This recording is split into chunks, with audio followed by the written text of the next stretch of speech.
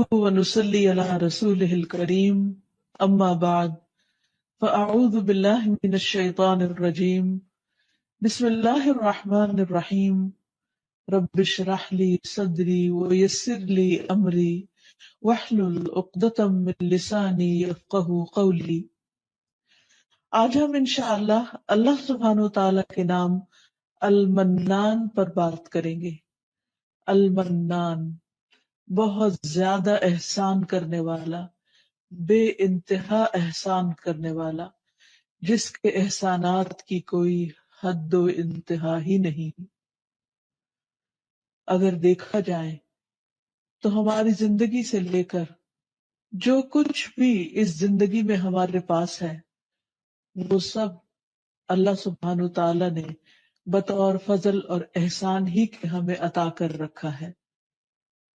اس میں سے کوئی بھی چیز ایسی نہیں کہ جو ہم نے اپنی کسی محنت اور مشقت سے حاصل کی ہو، اور اگر ہم نے کسی کام میں کوئی محنت بھی کی تو اس محنت کی توفیق دینے والا، ہمیں وہ طاقت دینے والا، وہ عقل اور سمجھ دینے والا بھی دراصل اللہ سبحانہ تعالیٰ ہی ہے۔ تو آئیے دیکھتے ہیں کہ اللہ سبحانہ تعالیٰ کے اس نام سے متعلق ہمیں قرآن و سنت میں کیا رہنمائی ملتی ہے۔ سب سے پہلی بات تو یہ کہ اللہ تعالیٰ کا یہ نام اسم اعظم بھی شمار کیا جاتا ہے، یعنی ایسا نام کہ جس کے ساتھ اگر دعا کی جائے تو دعا قبول ہوتی ہے۔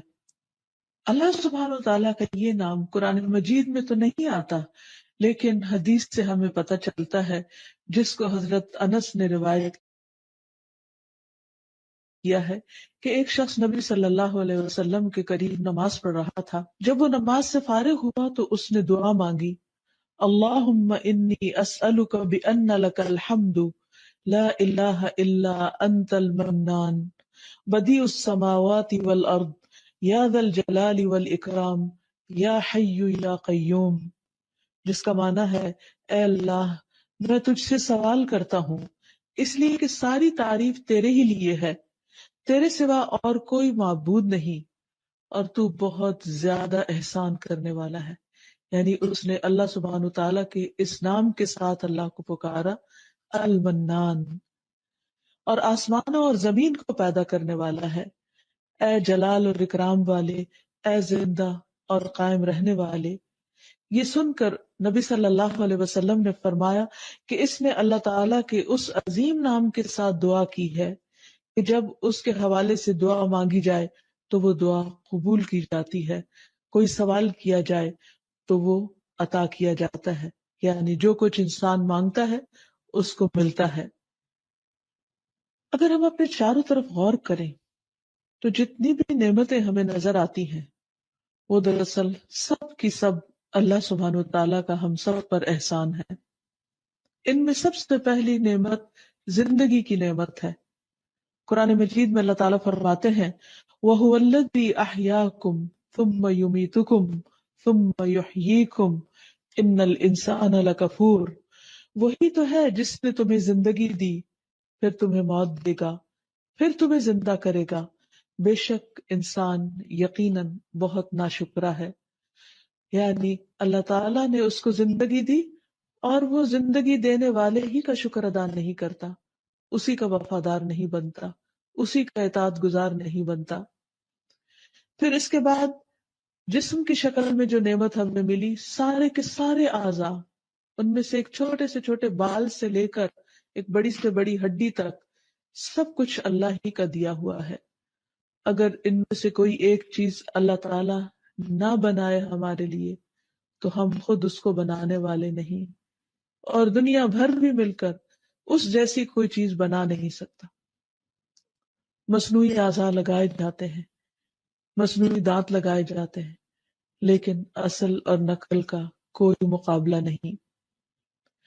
جہاں تک آنکھ، کان اور دل کی نعمت کا تعلق ہے تو اسے خاص طور پر قرآن مجید میں منشن کیا گیا ہے۔ فرمایا، قُلْ هُوَ الَّذِي أَنشَأَكُمْ وَجَعَلَ لَكُمُ السَّمْعَ وَالْأَبْصَارَ وَالْأَفْئِدَةَ قَلِيلًا مَا تَشْكُرُونَ، آپ ان سے کہیے کہ اللہ ہی ہے جس نے تمہیں پیدا کیا اور تمہارے کان، آنکھیں اور دل بنائے مگر تم کم ہی شکر ادا کرتے ہو۔ اسی طرح جسمانی صحت عطا کرنے والا بھی اللہ تعالیٰ ہی ہے۔ نبی صلی اللہ علیہ وسلم فرماتے ہیں کہ دو نعمتیں ایسی ہیں کہ جن کے بارے میں بہت سے لوگ دھوکے میں ہیں اور خسارے میں ہیں۔ ان میں سے ایک صحت اور دوسری فراغت، کہ انسان ان نعمتوں سے، اللہ تعالیٰ کے ان احسانات سے صحیح فائدہ نہیں اٹھاتا۔ پھر اسی طرح اللہ تعالیٰ نے ہمیں رہنے کے لیے گھر دیے اور ان گھروں کو باعث سکون بنایا۔ ہم دیکھتے ہیں کہ جانوروں کے پاس بھی گھر ہوتے ہیں، لیکن کہاں ان کے گھر اور کہاں انسانوں کے گھر۔ یہ اللہ سبحانہ تعالیٰ کا کتنا بڑا احسان ہے کہ اس نے انسان کے لیے ایک خاندان بنایا اور پھر اس خاندان کو اکٹھا مل کر رہنے کے لیے جگہ عطا کی، سفر میں بھی اور حضر میں بھی کیسے کیسے بہترین انتظامات فرمائے۔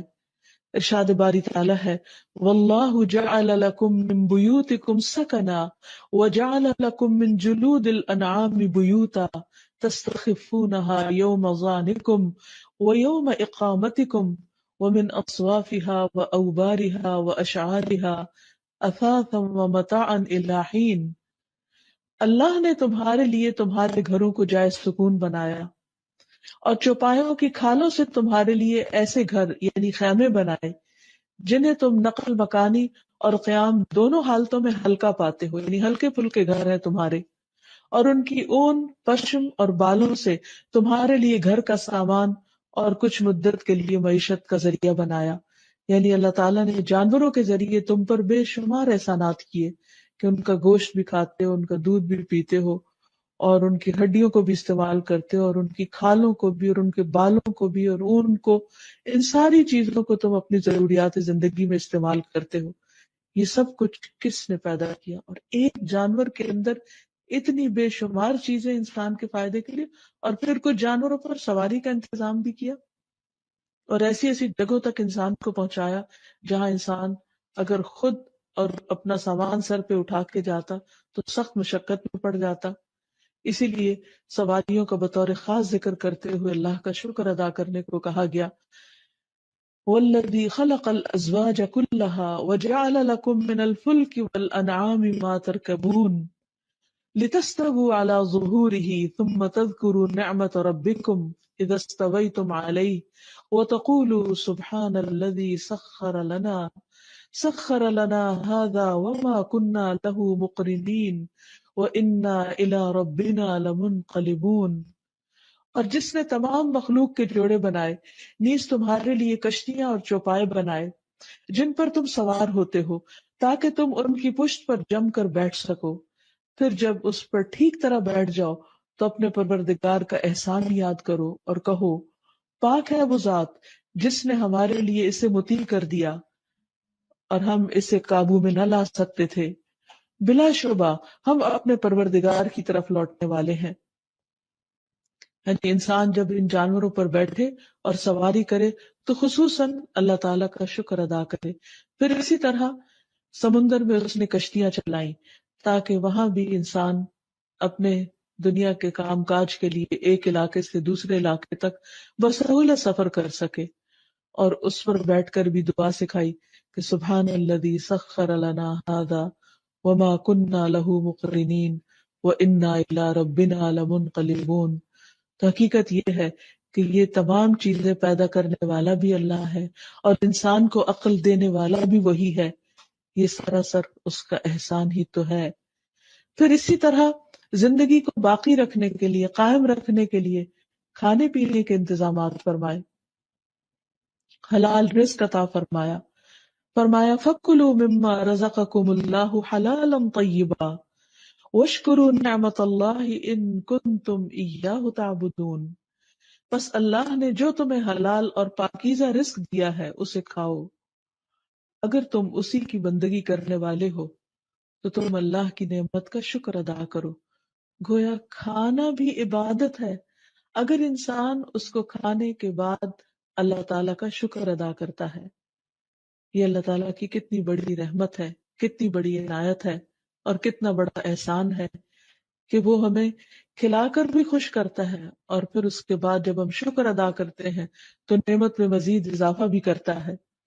پھر اسی طرح آسمان اور زمین سے اس نے رزق کے دروازے کھول دیے ہیں، اور صرف کھانے پینے کی شکل میں نہیں، بے پناہ چیزیں اس نے انسان کے لیے پیدا کی کہ جن کو انسان گننا چاہے تو گن نہیں سکتا۔ فرمایا یا ایھا الناس اذکروا نعمت اللہ علیکم هل من خالق غیر اللہ یرزقکم من السماء والارض لا الہ الا هو فانا تؤفکون۔ لوگو، اپنے آپ پر اللہ کے احسان کو یاد رکھو۔ اللہ کے سوا کیا کوئی خالق ہے جو تمہیں آسمانوں اور زمین سے رزق دے؟ یاد رکھو اس کے سوا کوئی الہ نہیں، کوئی معبود نہیں، پھر تم کہاں سے دھوکا کھا جاتے ہو؟ یعنی سارے احسانات تو اس نے تم پر کیے ہیں، اور پھر تم اس کی اطاعت نہیں کرتے۔ اچھی اور فائدہ مند باتیں نکالنی چاہیے جس سے دوسروں کو انکریجمنٹ ہو، دوسروں کو ڈسکریج نہیں کرنی چاہیے، اللہ تعالیٰ سے اچھی امید رکھنی چاہیے، تو اس سے پھر انسان بہت سی آفات سے بھی سلامت رہتا ہے۔ پھر اسی طرح شادی بیاہ کے معاملے میں بھی انسان کو پاکیزہ ازواج کا انتخاب کرنا چاہیے اور پاکیزہ زندگی بسر کرنی چاہیے، حرام تعلقات سے پرہیز کرنا چاہیے، اور آخر میں یہ کہ اللہ سبحانہ وتعالیٰ کے اس نام کے وسیلے سے اللہ تعالیٰ سے دعا بھی کرنی چاہیے اور اللہ تعالیٰ سے پاکیزہ چیزوں کا سوال کرنا چاہیے۔ انبیاء اور صالحین جب اولاد کے لیے دعا کرتے تو پاکیزہ اولاد کی کرتے، جیسے زکریا علیہ السلام نے کہا رب ہب لی من لدنک ذریۃ طیبہ، اے میرے رب مجھے اپنے پاس سے پاکیزہ اولاد عطا فرما، یعنی جس کا اخلاق اور کردار اور سب کچھ پاکیزہ اور عمدہ ہو۔ پھر اسی طرح یہ ہے کہ کھانا کھانے کے بعد اللہ تعالیٰ کا شکر ادا کرنا چاہیے اور اللہ تعالیٰ کی تعریف کرنی چاہیے۔ آپ یہ دعا پڑھا کرتے تھے الحمد للہ کثیرا طیبا مبارکا فیہ غیر مکفی ولا مودع ولا مستغنى عنہ ربنا۔ تمام تعریفیں اللہ کے لیے، بہت زیادہ پاکیزہ، برکت والی، ہم کافی نہیں سمجھتے نہ اس کو ترک کرتے ہیں، اور اے ہمارے رب نہ ہم اس سے بے پرواہ ہو سکتے ہیں، یعنی پاکیزہ تعریف تیرے لیے، اور جتنی بھی کریں اتنی ہی کم ہے۔ پھر اسی طرح ہمیں صبح کے وقت خاص طور پر دن کے آغاز میں اپنے لیے پاکیزہ رزق کی دعا کرنی چاہیے، نبی صلی اللہ علیہ وسلم کی سنت کی پیروی کرتے ہوئے۔ حدیث میں آتا ہے کہ نبی صلی اللہ علیہ وسلم فجر کی نماز کے بعد جب سلام پھیرتے تو یہ دعا مانگا کرتے تھے اللہم انی اسألک علما نافعا، اے اللہ میں تجھ سے نفع مند علم کا سوال کرتا ہوں، ورزقا طیبا، اور پاکیزہ رزق کا، وعملا متقبلا، اور قبولیت والے عمل کا۔ تو اللہ سبحانہ وتعالی ہمیں دنیا اور آخرت میں پاکیزہ زندگی بسر کروائے۔ وآخر دعوانا ان الحمد للہ رب العالمین۔ سبحانک اللہم وبحمدک اشہد ان لا الہ الا انت استغفرک واتوب الیک۔